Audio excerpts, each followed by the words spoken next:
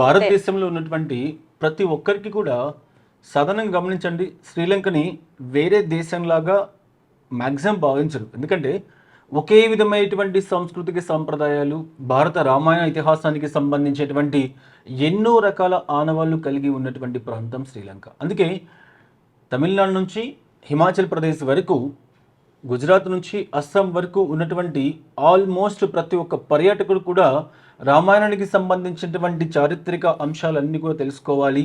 పైగా భారతదేశంలో ఒక ఆధ్యాత్మికమైనటువంటి జీవన విధానంలో ప్రజలు ఎక్కువగా ద్వాదశ జ్యోతిర్లింగాల మీద, శక్తిపీఠాల మీద ఎక్కువ ఫోకస్ చేస్తూ ఉంటారు.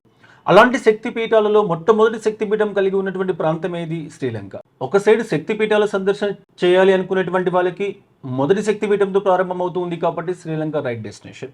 మరొక సైడు రామాయణానికి సంబంధించినటువంటి సీతమ్మవారి అశోక వాటిక కానీ, ఇతర అంశాలు కానీ, మన్వారి టెంపుల్ కానీ, మునీశ్వరుని కోయిల్ కానీ, ఇలాంటి ఎన్నో అంశాలు చూడాలి అన్నటువంటి ఆకాంక్ష ఉన్నటువంటి భక్తులకందరికీ సరైనటువంటి ప్లేస్ శ్రీలంక.